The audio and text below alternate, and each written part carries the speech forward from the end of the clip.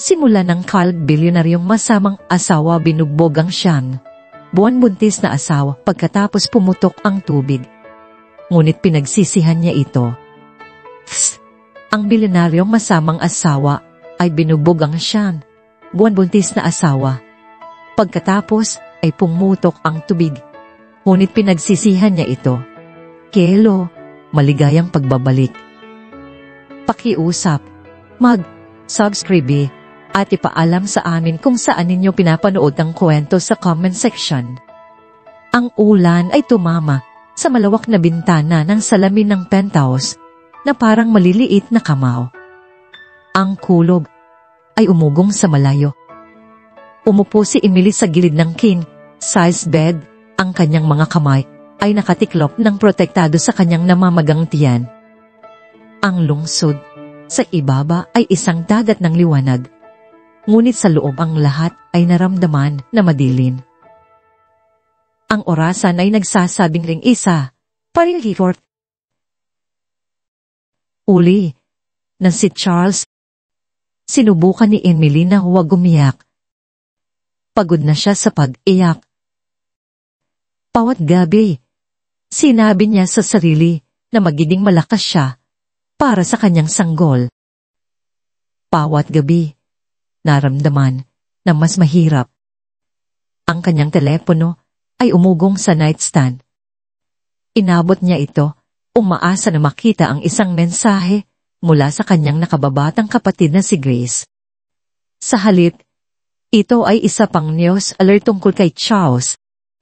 Ang kanyang mukha ay nakangiti sa harapang pahina ng bawat Financial City.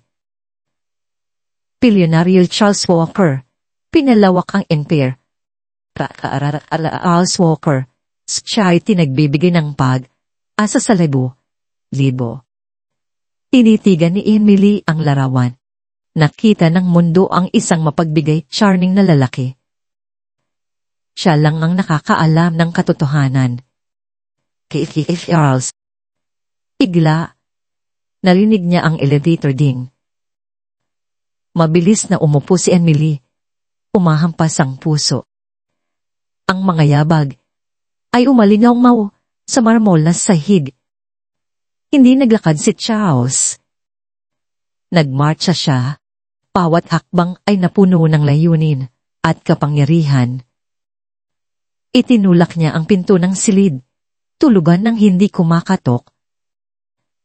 Tumingala si Emily, pinilit ng isang ngiti. Uli kang umuwi. Inalis ni Charles ang kanyang suit jacket at itinapon ito sa isang silya. Hindi siya tumingin sa kanya. Isang business dinner.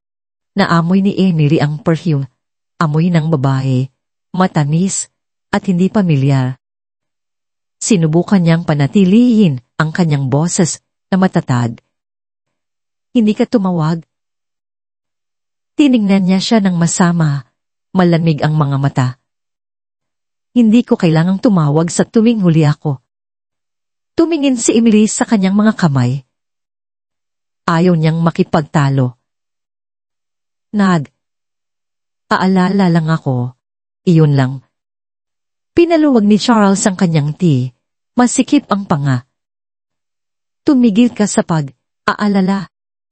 Nakakakinis. Tumango si Emily. Gusto niyang maglaho. Sige. Nagbuhos si Charles ang inumin mula sa minibar. Nilunok ito sa isang gulp. Bakit hindi ka natutulog? Hindi sumagot si Emily.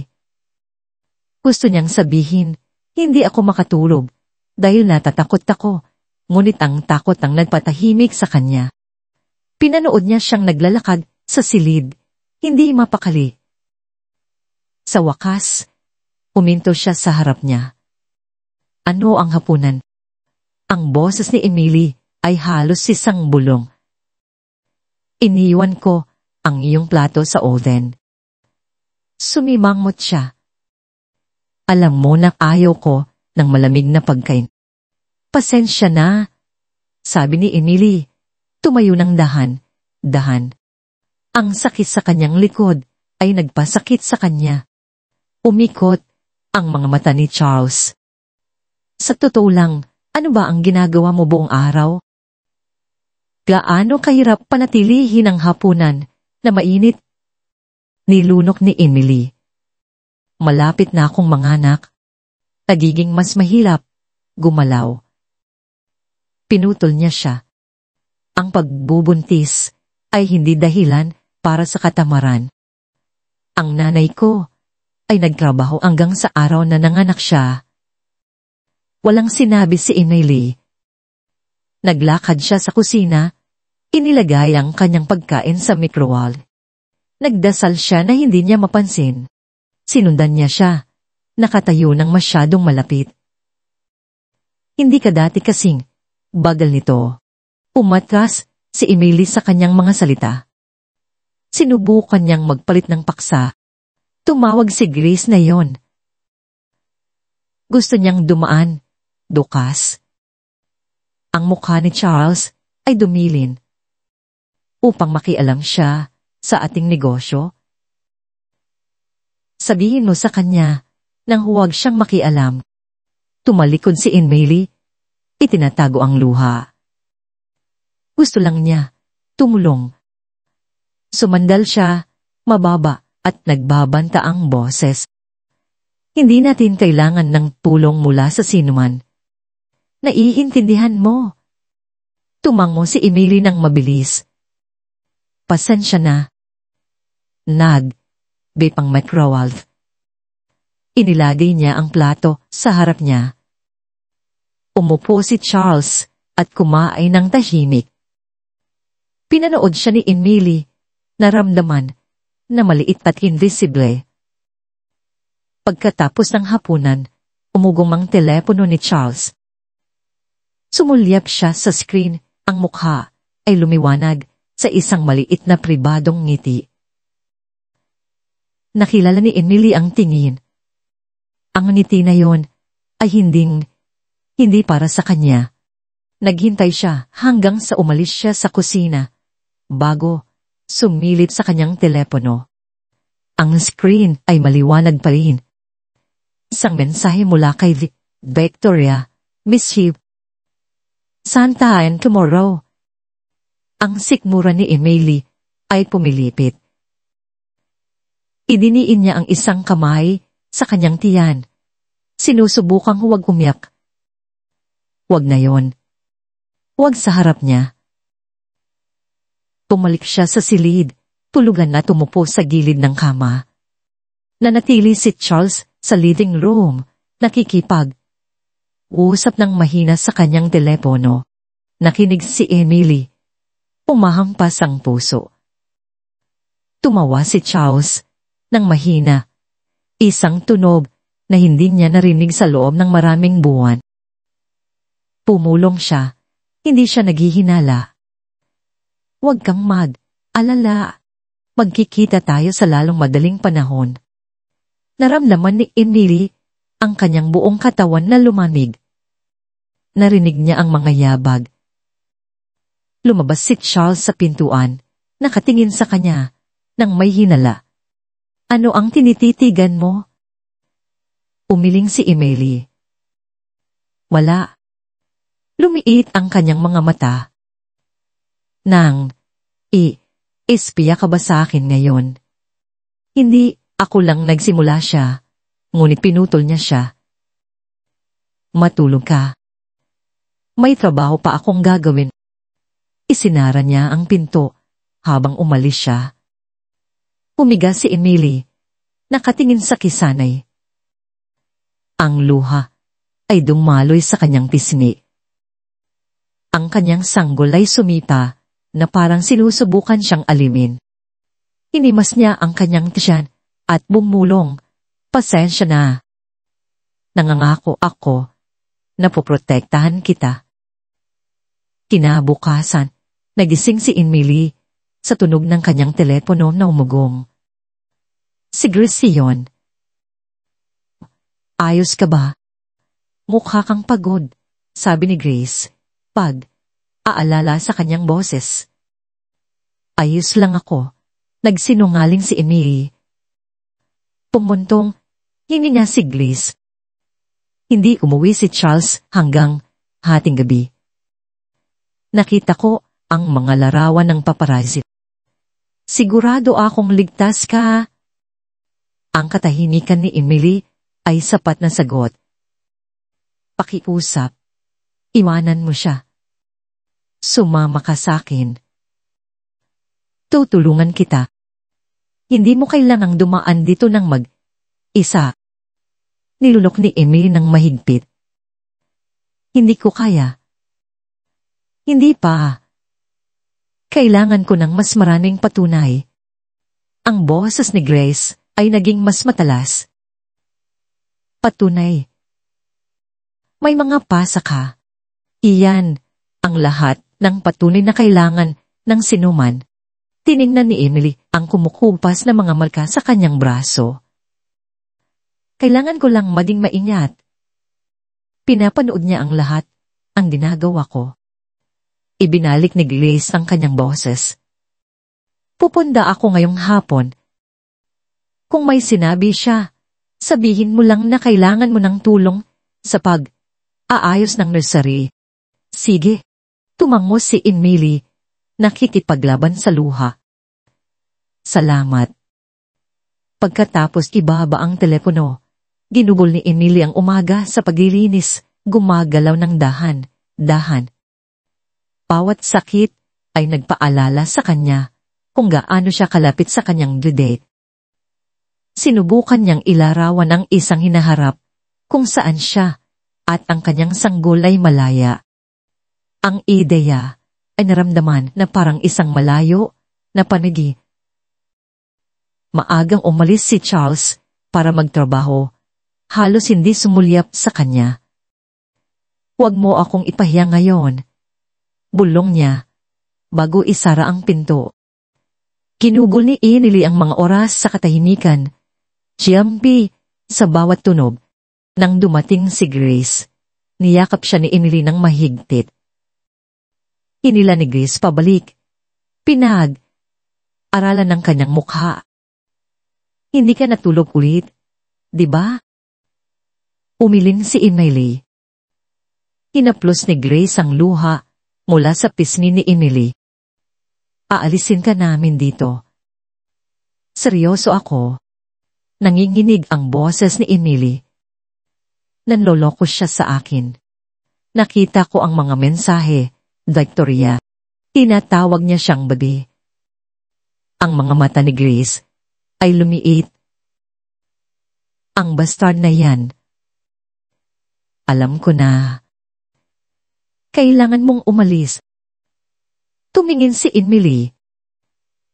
Hindi ko alam kung paano. Hinawakan ni Grace ang kanyang mga kamay. Aayusin namin. Hindi ka nag-iisa. Sa unang pagkakataon, sa loob ng maraming buwan, hinahiyaan ni Emily ang kanyang sarili na maniwala. Uli, pagkatapos umalis ni Grace, nagpunta si Emily naghahanap ng mas maraming patunay.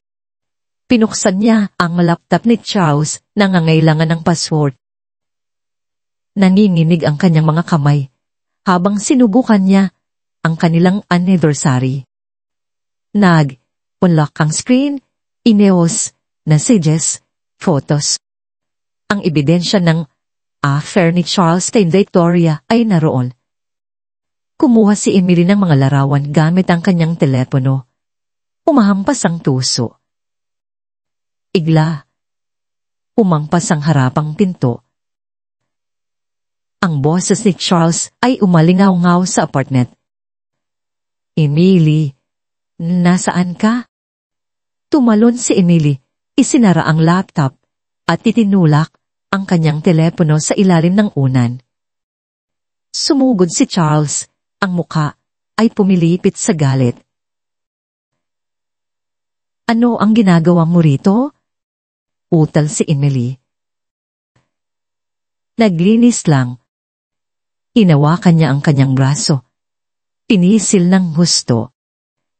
Huwag kang magsinungaling sa akin. Hinila ni Emily ang kanyang braso. Umatras. Pitawan mo ako. Lumapit siya.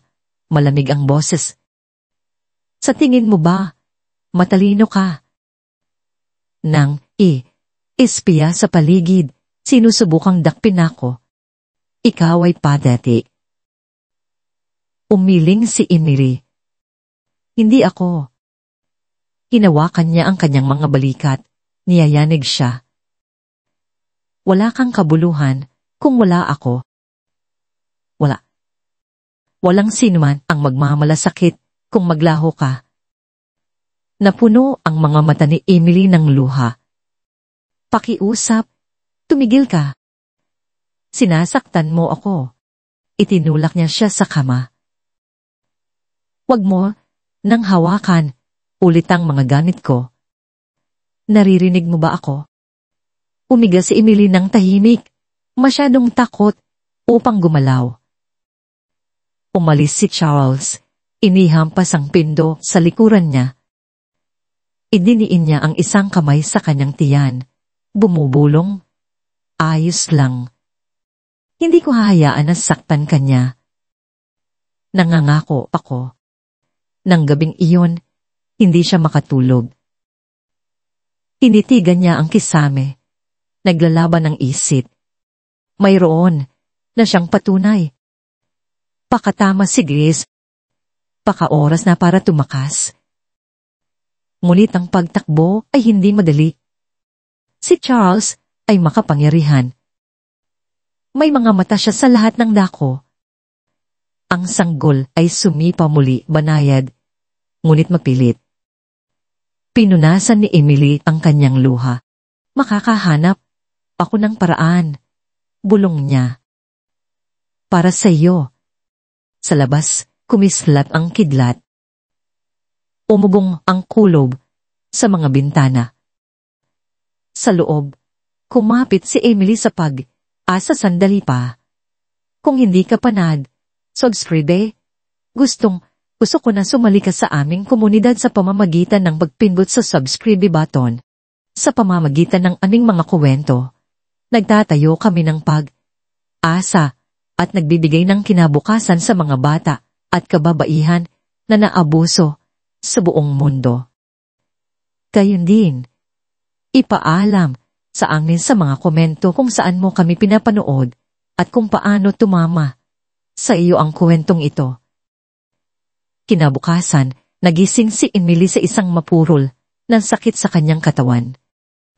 Sinubukan niyang umupo, umuungol habang ang sakit ay bumaril sa kanyang mga tadyang.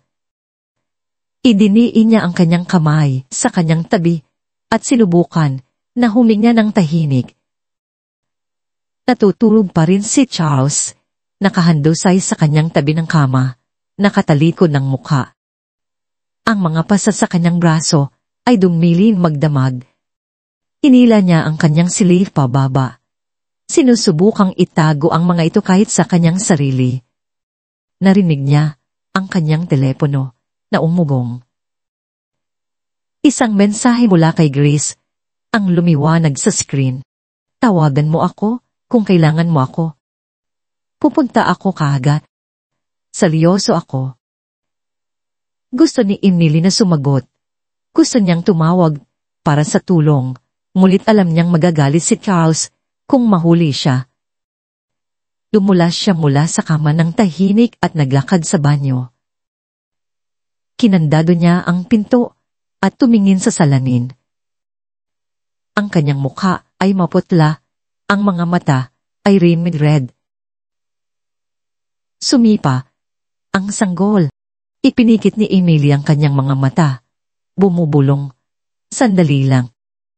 Nangangako ako. Nagsaboy siya ng malamig na tubig sa kanyang mukha, pinunasan ang kanyang mga mata, at pumunta sa kusina upang maghanda ng almusal. Kumalaw siya ng dahan, maingat na huwag gumawa ng anumang ingay. Nagising si Charles, kalahating oras pagkatapos, sumugod sa kusina. Bakit malamig ang kape? Sumigaw siya. Pinilit ni Emily ang isang ngiti. Katatapos ko lang gawin. Pinaliwala niya siya, nagbuhos ng isang tasa, at umupo sa mesa. scroll sa kanyang telepono. Inawan niya ang kanyang almusal ng tahimik. Ang bawat galaw ay naramdaman na mabigat.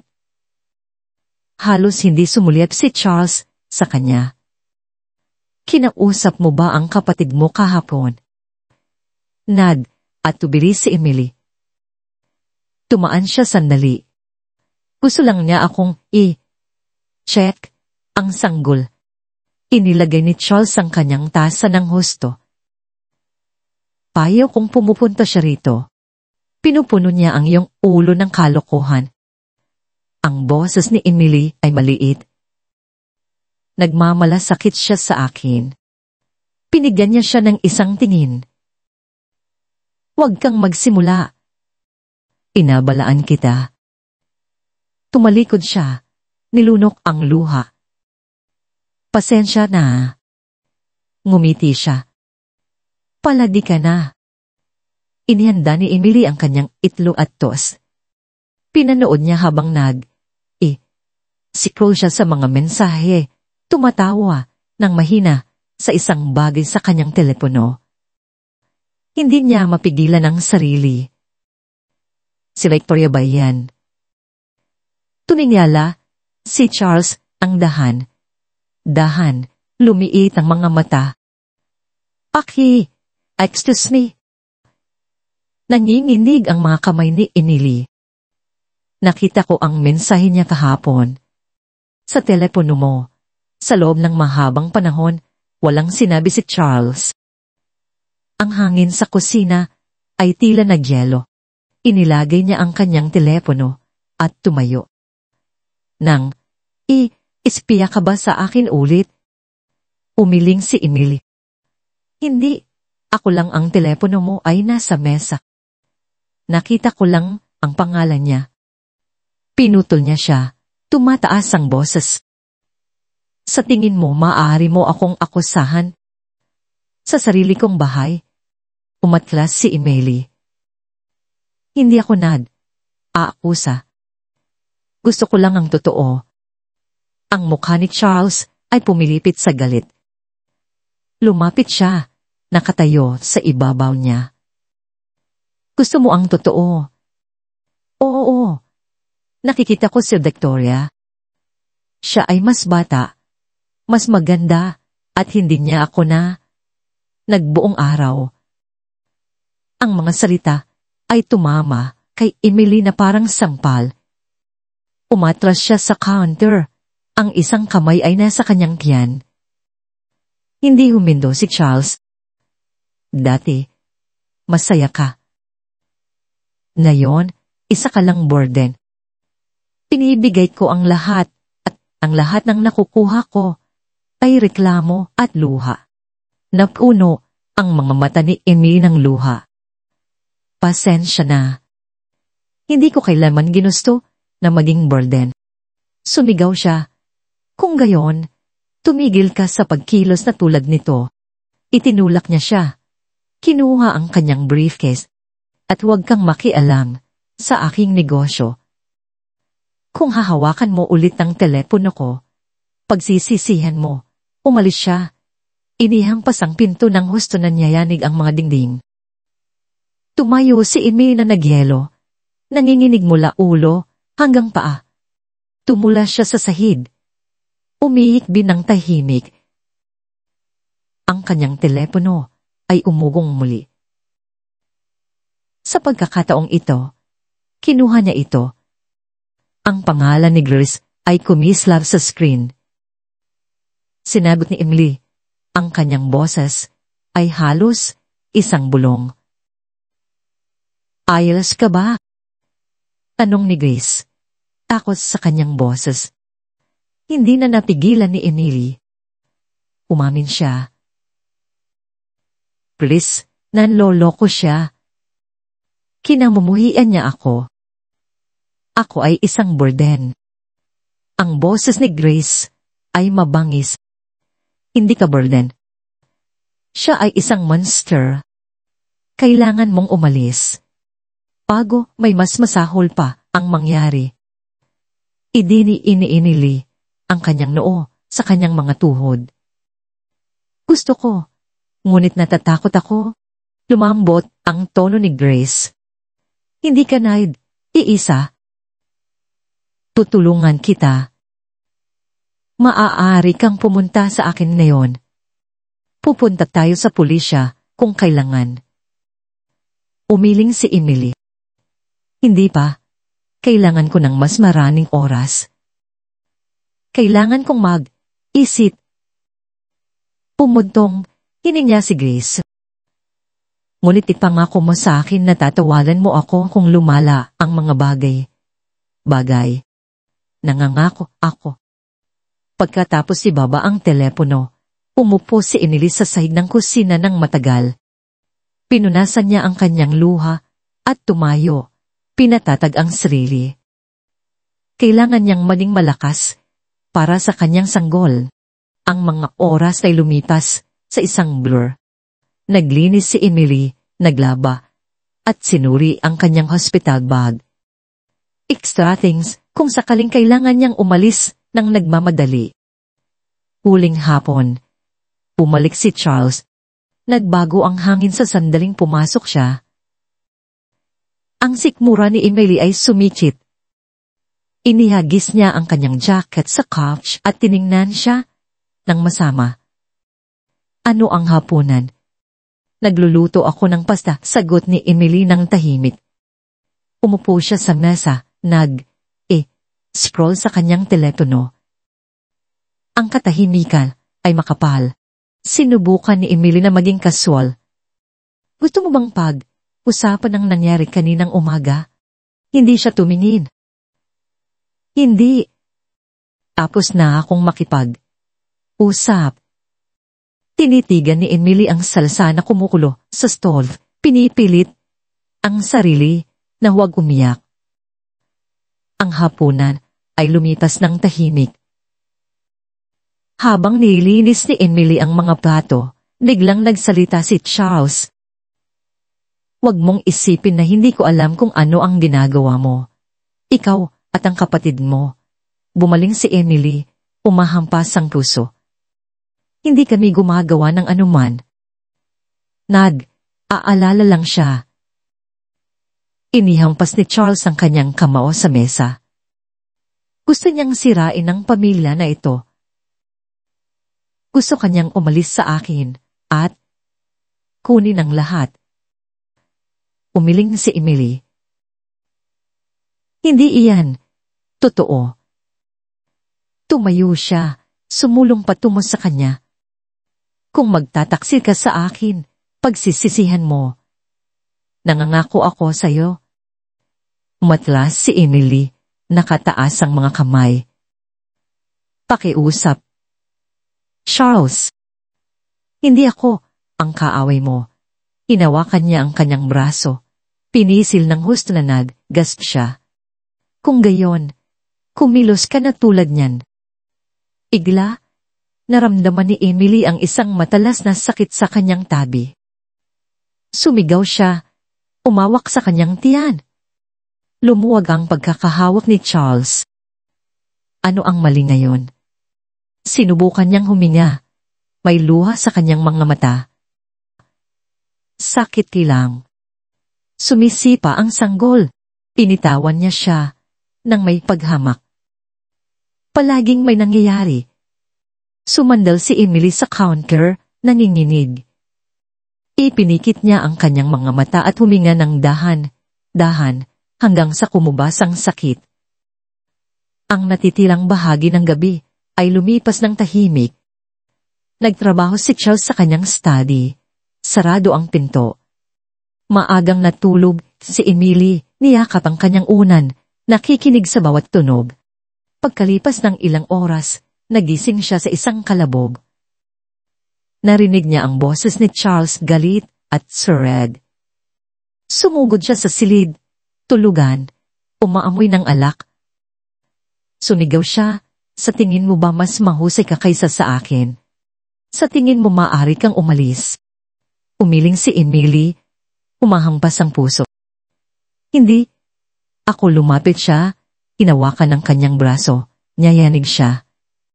walang utang na loob. Pagtatapos ng lahat ng ginawa ko para sa iyo. Umiyak si Emily. Charles, pakiusap. Ang sanggol. Pinitawan niya siya bigla, itinulak siya sa kama. Palaging ginagamit ang sanggol na yan bilang dahilan. Parati. Itinaas niya ang kanyang kamay at sa pagkakataong ito, ang sampalay dumating ng mabilis at husto. Tikman ni Emily ang dugo. Yumuko siya. Ang mga kamay ay nasa ibabaw ng kanyang tiyan. Ang silid ay umikot. Sumigaw si Charles, tumayo ka. Tumigil sa pag-iyak, pinapalala mo lang. Sinubukan ni Emily na tumayo. Ang sakit ay humiwa sa kanyang katawan. Pagkatapos bigla, naramdaman niya ang pagdagsa ng mainit na likido sa pagitan ng kanyang mga Pumutok ang kanyang tubig. Sa isang sandali, tumigil ang oras. Tinitigan ni Charles, malawak ang mga mata. Gasp si Emily. Ang sanggol. Pumutok ang tubig ko. Ang takot ay kumislap sa mukha ni Charles. Sa pagkakataong ito, mukha siyang natakot. Nagpumilit si Emily na umupo. Kailangan kong pumunta sa ospital ngayon. Nagsumpa si Charles sa kanyang hininga, kinuha ang kanyang mga susi. At tumili siya, napunit sa pagitan ng galit at takot. Huwag mo akong sasabihan ng anuman sa nangyari ngayong gabi, umungol niya. Tumango si Emily, masyadong desperado upang makipagtalo. Pakiusa, magmadali ka lang. Tinulungan niya siyang tumayo ng magaspang at kinaladkad siya patungo sa pinto. Si Emily ay nakayuko, hunihing na ng husto habang ang isa pang hapdi ay tumama. Sa kotse, bumilis si Charles sa mga red lights. Sinusumpa ang buong daan. Nag-focus si Emily sa paghinga, sa pananatiling gising, sa pagprotekta sa kanyang sanggol. Nang huminto sila sa ospital, sumandal si Charles, ang kanyang boses ay malamig at nagbabanta. Tandaan mo, huwag kang magsalita, o kung hindi tumango si Emily, umahawak sa kanyang tiyan, habang ang mga nurse ay nagmamadali patungo sa kanya. Sa loob, ang maliwanag na ilaw ng ospital ay lumabo habang dinala siya. Tumingin siya, nakita si Charles na nakatayo ng iisa sa labi, galit, at takot ang nahahalo sa kanyang mukha. Sa unang pagkakataon, naramdaman ni Emily ang isang kislap ng pag-asa. Wala siya sa bahay na yon. Makikita siya ng mga tao. Baka lang may tutulong. Habang dinala siya ng mga doktor sa maternity ward, kumapit si Emily sa pag-asa na yon. Ang mga ilaw ng ospital ay kumislap sa itaas habang si Emily ay dinala sa malawak na automatikong pinto. Ang mga nurse ay tumawag ng mga utos habang dinadala siya sa isang mas na mga hallway. Ang kanyang puso ay humampas sa takot at sakit. Ngunit sa unang pagkakataon, sa loob ng maraming buwan, siya ay napapalibutan ng mga tao na maaaring tumulong. Isang nurse ang sumandal sa kanya, banayad at kalmado. Emily, naririnig mo ba ako? Gaano kalayo ang agwat ng iyong mga hapdi? Nag-gasp si Emily, ang kanyang hininga ay magulo.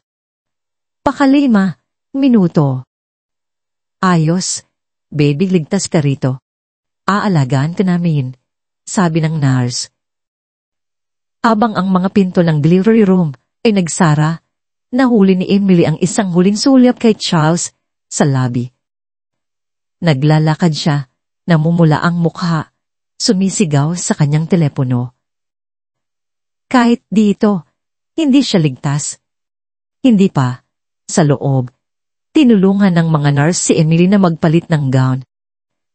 Nagsalita sila sa malambot na boses, aalok ng ginhawa. Habang ikinakabit nila ang mga monitor at sinimula ng mga ang sakit ay tumaas, ngunit ang isip ni Emily ay umikot sa takot para sa kanyang sanggol at sa kanyang sarili. Pumasok ang isang doktor. Ngumiti siya, mabait, at nakasisiguro. Emily, ako si Dr. Aris. Ang tibok ng puso ng iyong sanggol ay malakas, ngunit masyado kang stress. Pabantayan ka namin ng maigi. Okay. Tumango si Emily, kinagat ang kanyang labi upang pigilan ng panginginig. Habang nagtatrabaho ang medical staff, isa pang hapdi ang tumama. Sumigaw si Emily, umahawak sa mga side rails. Hinapclose ng isang nurse ang kanyang buhok. Mahusay ang ginagawa mo. Huminga ka lang. Mayroon ba tayong matatawagan para sa pamilya? At tubili si Emily. Pagkatapos ay bumulong. Ang kapatid ko. Ang kanyang numero ay nasa telepono ko. Kailangan ko siya. Tumango ang nurse. Kinuha ang telepono ni Emily mula sa kanyang bag. Sa waiting room, nakaupo si Charles ng matigas. Scroll sa kanyang telepono na may nanginginig na mga kamay. Ang kanyang isip ay naglalaban, hindi sa aalala para kay Emily, kundi sa takot para sa kanyang sarili. Kung nagsalita si Emily sa sinuman tungkol sa nangyari, ang kanyang reputasyon ay masisira. Ang kanyang telepono ay umugong. Isang mensahe mula kay Victoria ang kumislap sa screen. Victoria, nasaan ka? Nasa ospital ako, ngunit wala ka. May balita ako. Lumawak ang mga mata ni Charles. Tumayo siya at tumingin sa paligid. Sinuri ang abalang labi. Pagkatapos ay nakita niya siya.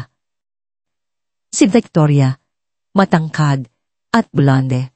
Ang kanyang sariling tiyan ay bilog sa ilalim ng isang masikip na damit. Buntis din siya. Nagmadali si Victoria sa kanya. Charles, bakit mo ako binabaliwala? Tumatawag ako.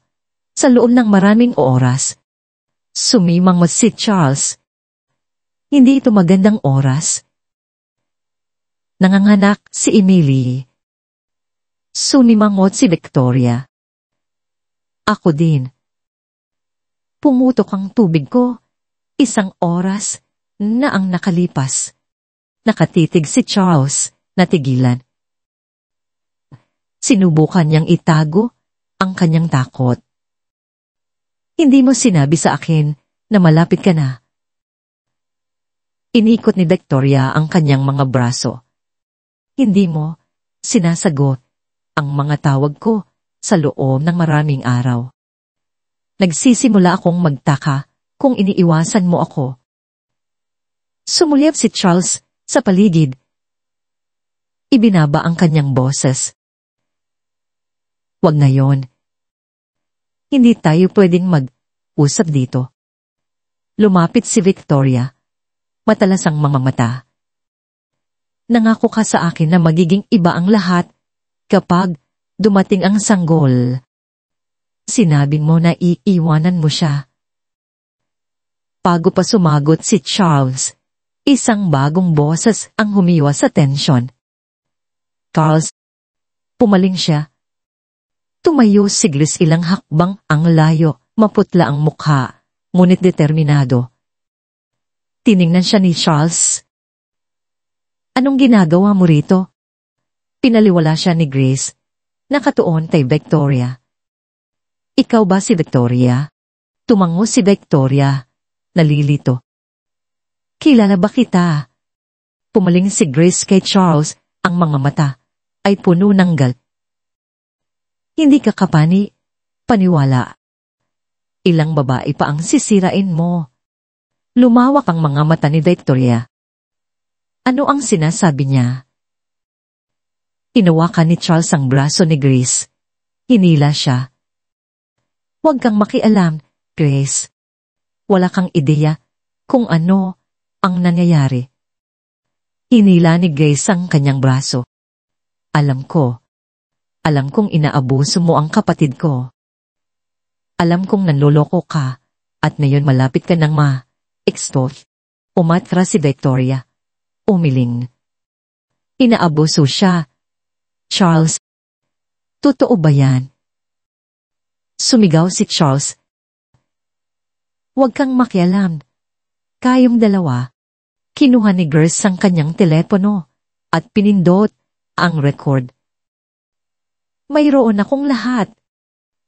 Ang mga pasa, ang mga larawan, ang mga voice messages na iniwan mo na nagbabanta kay Emily. Lahat ay backup. Ang mukha ni Charles ay naging ashen. Hindi mo magagawa. Sinagutan siya ni Grace. Subukan mo ako. Tinitigan ni Victoria si Charles. Ang pagsasakatuparan ay sumikat sa kanyang mga mata. Pinalingan niya si Grace. Ayos lang ba si Emily? Nanganganak siya. Dahil sa kanya, sabi ni Grace, nabasag ang kanyang boses. Nilunok ni Victoria nang mahigpit, ang luha ay bumaha. Pasensya na. Wala akong ideya. Tiningnan siya ni Grace nang mas malambot. Hindi ka ang unang babae na niloko niya, ngunit maaari kang tumulong na siguraduhin na ikaw ang huli. Tumango si Victoria. Pinupunasan ng kanyang mga mata. Gusto kong tumulong. Nagsimulang magsalita si Charles, ngunit lumapit ang isang nurse. Peter Walker, hinahanap ka ni Emily. Tumalikod si Charles at sumunod sa nurse. Hinawakan ni Grace ang kamay ni Victoria. Halika, manatili tayong magkasama. Bahagi 6 ng 7. Ang pagtatapos at ang pagtulong sa delivery room, inawakan ni Emily ang kamay ng nurse. Ang pawis ay dumaloy sa kanyang noo. Sinuri ni Dr. Harris ang mga monitor, kalmado at matatag. Sumugod si Charles. Pinilit ang isang ngiti. Nandito ako, darling. Kumusta ang pakiramdam mo? Ang mukha ni Emily ay naging malamig. Aalala ka lang sa sarili mo. Alam ko, lumapit siya, mababa ang boses. Huwag kang magsimula ngayon. Gumagawa ka ng sin. Umiling si Emily. Nanginginig ang boses. Hindi mo na ako pwedeng takutin. Alam na ni Grace ang lahat. Alam ng mga nurse. Wala nang itatago. Ang mga mata ni Charles ay kumislap sa galit. Kung magsalita ka ng isang salita pinutol ni Dr. Harris, matalas at professional. Sir Walker, kailangan kong hilingin sa iyo na umalis kung upset mo ang pasyente. Ang focus namin ay si Emily at ang sanggol ngayon. Sinubukan ni Charles na makipagtalo, ngunit 2 nurse ang lumapit, matatag at handa. Tiningnan ni Emily ang doktor. Pakiusap, gusto ko ang kapatid ko rito, hindi siya. Tumango si Dr. Harris. Siyempre. Umalis ang nurse upang kuhanin si Grace. Aalala si Charles, ngulit walang nakinig. Pagkalipas ng 1 minuto, sumugod si Grace at kinuha ang kamay ni Emily. Andito ako. Ligtas ka. Hindi ka niya masasaktan ngayon. Umikbi si Emily sa ginhawa. Pinisil ang kamay ni Grace. Salamat. Sa labas, naglakad si Charles sa hallway, nakulong at walang magawa. Pinanood siya ni Victoria mula sa buong labi. Ang luha ay dumadaloy sa kanyang mukha. Isang security guard ang lumabas, kalmado, ngunit nagpapataw. Mr. Walker, kailangan mong lumayo sa ward. Tiningnan ni Charles, ngunit sumunod, alam na hindi makipaglaban. Sumali si Victoria, kina Grace at Emily sa silid sa sandaling pinayadan siya. Umupo siya sa tabi ng kama. Nanginginig ang boses. Emily, pasensya na. Wala akong ideya. Akala ko, mahal niya ako. Akala ko, special ako. Sinagutan siya ni Emily. Niloko niya tayong dalawa. Tumango si Victoria, pinupunasan ng luha. Hindi na niya tayo masasaktan. Tiningnan ni Grace ang dalawang babae. Mas malakas tayo nang magkasama. Wala nang lihin. Wala nang takot. Ang isang nurse ay kumatok ng marahan. Emily, kailangan ta ng doktor. Ang tibok ng puso ng sanggol ay bumababa. Kailangan nating maghanda para sa isang emergency section. Ang takot ay humampas kay Emily, ngunit sina Grace at Victoria ay nasa tabi niya. Hindi ka iisa, bulong ni Grace. Maging matapang, sabi ni Victoria. Tumango si Emily habang dinala siya ng mga nurse. Tumingin siya pabalik sa kanyang kapatid at ni Victoria, ang asa ay kumikinang sa pamamagitan ng takot. Sa unang pagkakataon, sa loob ng mahabang panahon, naramdaman niya na maaari siyang makaligtas dito. Ang maliwanag na ilaw at mahina na boses ay pumalibot kay Emily habang dinala siya sa operating room. Nanginginig ang kanyang mga kamay. Sumandal si Dr. Harris, kalmado, ngunit napurahan. Emily, aalagaan ka namin ng mabuti at ang iyong sanggol. Subukang humina. Hindi ka ihisa. Tumango si Emily, hinawakan ng kumot ng mahigpit. Ang takot ay nagbanta, nalulukin siya. Ngunit kumapit siya sa mga salita ni Grace. Hindi ka iisa. Ang isang nurse ay pumisil sa kanyang balikat. Nandito lang kami. Mag-focus ka sa paghina mo, mahusay ang ginagawa mo. Samantala, sa labas, ang mga hallway ng ospital ay umugong sa tensyon. Kumalat ang balita. Inaresto ng pulisya si Charles Walker, ang sikat na bilyonaryo sa lobby. Ang mga kamera ay kumislap sa labas. Ang mga reporter ay nagdagsaan sa mga bintana. Ang perpektong public mask ay nabasag. Naglakad si Grace sa waiting room. Hinahawakan ang kanyang mga kamay. Umupo si Victoria sa tabi niya. Maputla at tahimik, ang kanyang sariling tiyan ay mabigat sa anak ni Charles. Sa isang sandali, nakinig lang sila sa bagyo ng mga boses sa labas. Sinira ni Victoria ang katahimikan. Hindi ko inakala na magiging ganoon siya kalupit. Naging stupid ako. Hinayaan ko siyang magsinungaling sa akin. Umiling si Grace. Hindi ka stupid. Siya ay isang master manipulator. Niloko niya ang lahat. Ginamit niya ang kanyang pera upang takpan ang kanyang mga bakas. Ngunit hindi na. Ang mga mata ni Victoria ay napuno ng luha. Paano kung sisihin ako ng mga tao? Paano kung sabihin nila na sinira ko ang kasal nila? Nagsalita si Grace ng matatag. Hindi ikaw ang problema. Si Charles. At hindi ka rin iisa. Mas malakas tayo nang magkasama. Ang isang nurse ay lumabas sa pintuan. Grace, Gusto ni Emily na ibigay sa iyo ito. Ibinigay niya ang telepono ni Emily. Marami sa loob. Gusto ng pulisya na makita ang lahat.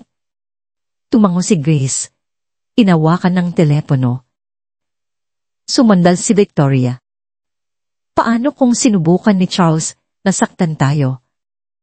Paano kung makalaya siya? Tiningnan siya ni Grace sa mata. Hindi na siya sasaktan ng sinuman. Sisiguraduhin namin. Ligtas ka at ang iyong sanggol. Sa loob ng operating room, focus si Emily sa tunog ng mga makina. Ang anesthesiologist ay nagsalita ng marahan habang inihanda siya para sa section. Ang kanyang mga mata ay sumakit sa luha, ngunit pinilit niya ang kanyang sarili na manatiling kalmado. Mumiti si Dr. Harris sa kanya. Malapit na, Emily. Napakatapang mo. Ipinikit ni Emily ang kanyang mga mata at naisip ang kanyang kapatid. Ang unang iyak ng kanyang sanggol, ang kalayaan. Ang mga minuto ay lumipas sa isang blur ng sakit at takot. Pagkatapos, bigla, isang bagong tunog ang humati sa silid, isang matalas, malakas na bagong silang nayak. Naglabas si Emily ng isang hikbi ng ginhawa. Nagdiwang ang mga nurse. Kinuha ni Dr. Harris ang isang maliit, malusog na sanggol na babae. Pagbatik, Emily, may anak ka na. Ang luha ay dumaloy sa tisni ni Emily. Halos hindi siya makapagsalita. Ayos ba siya? Perpekto siya, sabi ni Dr. Harris, nakangiti. Inilagay ng nurse ang sanggol sa mga bisig ni Emily. Tinitigan ni Emily ang kanyang anak na bigla sa ibig at asa at pagkapagod. Ligtas ka na ngayon. Nangangako ako, bulong niya. Pumalik sa waiting room, umugong mang telepono ni Gliss. Ang police officer na nakausap niya kanina ay nakatayo sa tabi niya. Miss Walker, sinuri namin ang mga mensahe at larawan. Hindi aalis si Charles. Siya ay sasampahan ng kasong domestic abuse, infidelity, at endangerment. Salamat sa iyong lakas ng loob. Tumango si Grace. Ang luha ay dumula sa kanyang pisngi. Binihisil ni Victoria ang kanyang kamay. Ano ang mangyayari ngayon? Huminga si Grace nang nanginginig. Ngayon, tutulungan namin si Emily na gumaling. Ngayon, tutulungan namin ang isa't isa. Ang nurse ay bumalik. Nakangiti. Babae. Ligtas sina mama at baby.